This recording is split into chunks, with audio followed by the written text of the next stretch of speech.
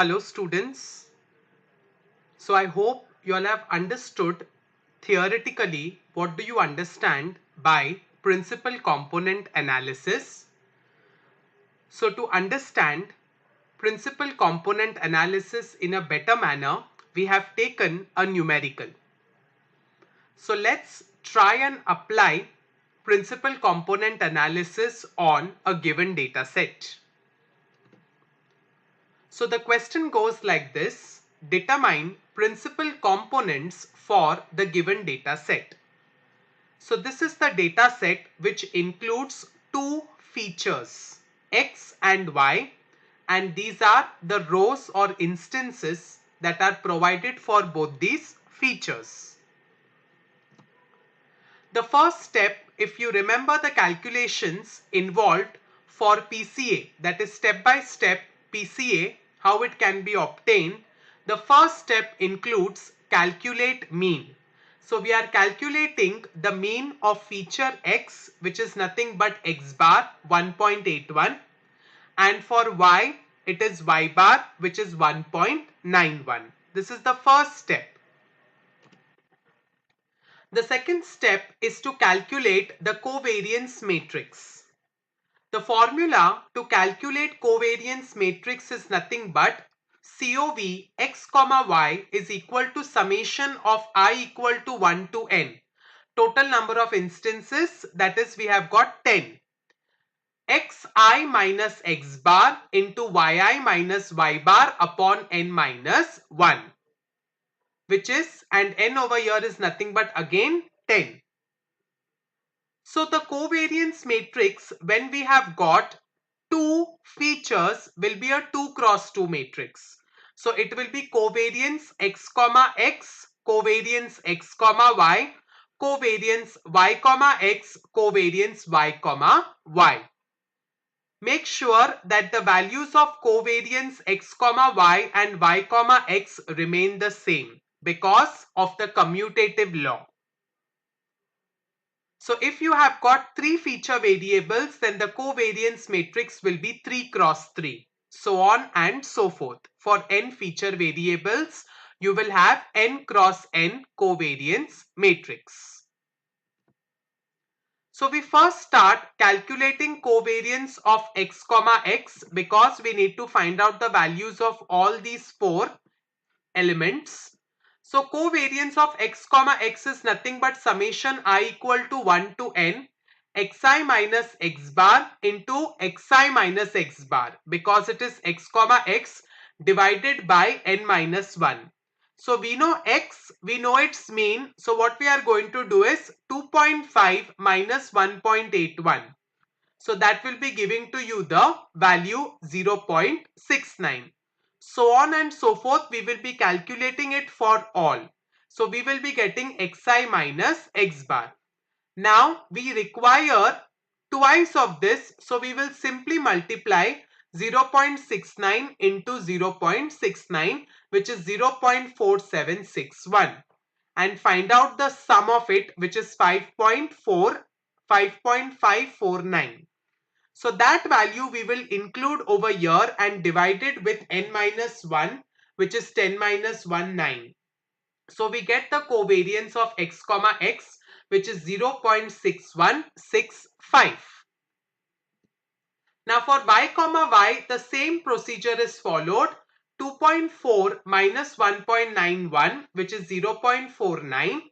Multiply 0.49 twice, which gives you 0.2401. Carry out the same operation and find out the sum. It is 6.449, and divided with your n minus 1, that is 10 minus 1, which is 9. So covariance of y comma y will be 0.7165. Make sure it is yi minus y bar into yi minus y bar for covariance y comma y. Now for calculation of covariance x comma y and covariance y comma x, the values remain the same because of the commutative nature. So what we are going to do is, the formula will be xi minus x bar yi minus y bar upon n minus 1. This is the change. So we have to do 2.5 minus 1.81. So xi minus x bar will be obtained. 2.4 minus 1.91, so 0.49. Now we will have to multiply each of these values given in this column and we will be getting over here for 0.69 multiplied with 0.49 we get 0.3381. On carrying out the summation we get 5.539. You divide it with n minus 1, that is 10 minus 1, which is 9. So the final value is 0.6154. So we have obtained all the four values of the covariance matrix: x comma x, x comma y, y comma x and y comma y. Now the third step is to calculate the eigenvalues and eigenvectors. So we know this particular relation, the covariance matrix minus lambda into I, which is the identity matrix, is equal to 0. So this is our covariance matrix minus lambda into the identity matrix is equal to 0. We will be multiplying lambda with your identity matrix and subtracting it with the covariance matrix, and this is the final result, which is equal to 0. Now we are going to apply determinant on this particular matrix. So it is this value multiplied with this value minus this value multiplied with this value as shown over here, and we are equating it to 0. We get basically a quadratic equation, and when we are getting this quadratic equation we will be getting two values of lambda, lambda 1 and lambda 2. So lambda 1 that we obtain is 0.04906 and lambda 2 is 1.2839. You can put this equation in your calculators to determine the value of lambda 1 and lambda 2. So these are nothing but your eigenvalues. Now from this eigenvalues we have to determine the eigenvectors.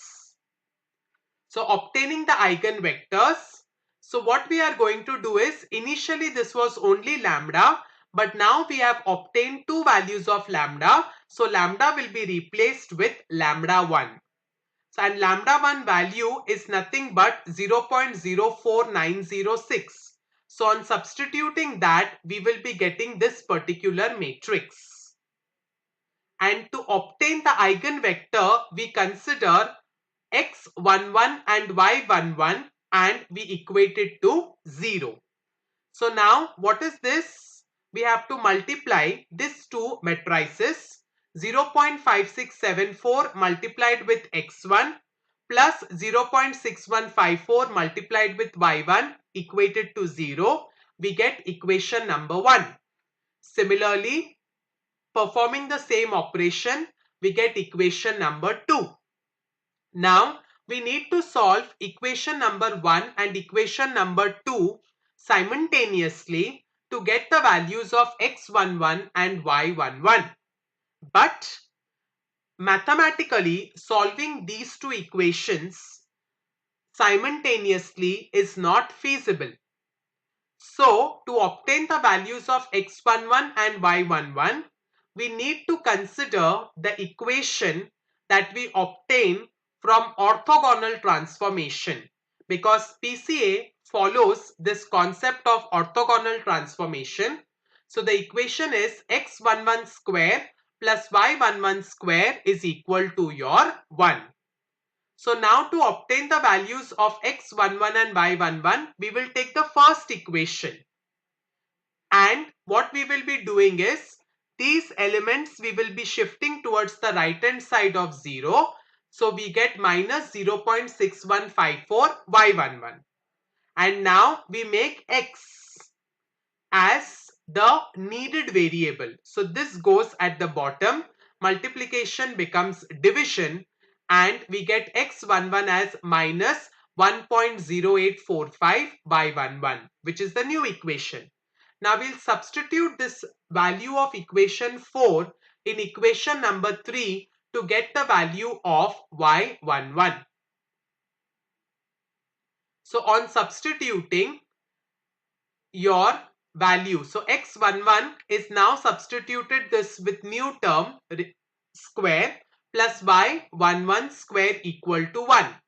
So minus 1.0845 square gives you 1.1761.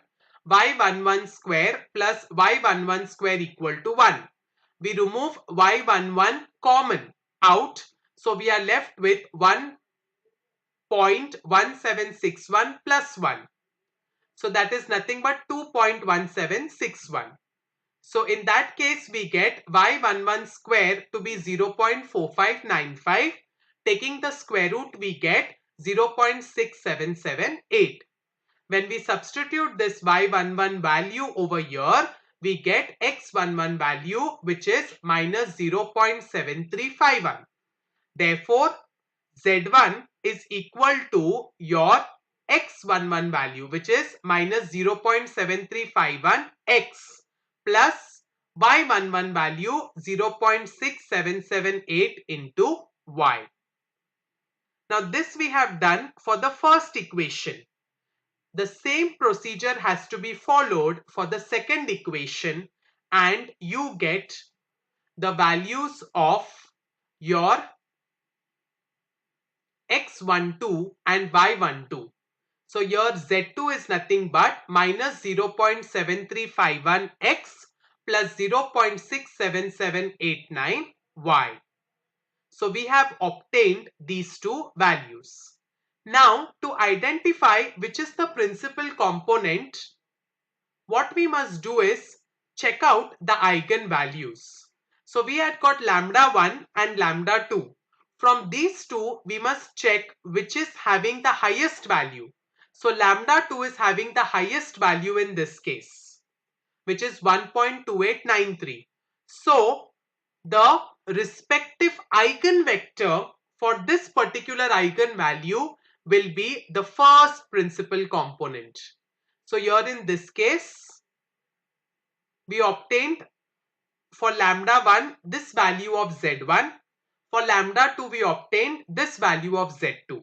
So here, because lambda 2 is greater than lambda 1, so z2 is going to be the first principal component for the given data set, which included two features x and y, which will be containing the maximum information about the data set. So when we sum up both the eigenvalues, we get 1.331. So here these are nothing but the eigenvectors that we calculated over here. So these eigenvectors and the eigenvalues, how to find out the variance? It is nothing but eigenvalues divided by the sum of the eigenvalues. It gives you the total variance. So eigenvector 1, we are receiving the total variance to be 3.68%, and eigenvector 2, we are obtaining the total variance to be 96.32. So because the percentage is high, eigenvalue is high, this is going to be our first principal component. So now we sort the eigenvalues in descending order. These are our eigenvalues. So once eigenvalue vectors are found, the next step is to order them by the eigenvalues from highest to the lowest. This gives you the components in order of significance. The eigenvector with the highest eigenvalue is the principal component of the data set. If you like, you can decide to ignore the components of the lesser significance. Now here in this case, we have only two eigenvalues for the given data set, which included only two features. So we can consider both the eigenvalues, or we can discard the second one because it is of lesser importance. So choosing the components and forming a feature vector. So this is constructed by taking the eigenvectors that you want to keep from the list of eigenvectors. We have only two eigenvectors, and forming a matrix with these eigenvectors in the columns. So both the eigenvectors, if we are selecting, so what will happen in this case? This is going to be our first equation. So eigenvector, if you see over here, this is going to be our first equation. So we'll consider this and this. So if you want to discard the second eigenvector, then we will be considering only this particular column, because the second principal component is having lesser significance. Now we need to derive a new data set. So what we simply do is, if we are considering both the principal components, then your data set which is there, the values of your x minus x bar and y minus y bar will be taken, and we will be performing matrix multiplication with this particular eigenvector, and whatever you get will be your final data set. So the first case. So this is how the graph will look when it is plotted. And if we are considering only the first principal component, we consider the same data set and we multiply with the highest value of the eigenvector. So we get only a reduced data set in terms of its dimensions, which includes only one feature, which is x. So this is how your case 2 graph looks. Thank you.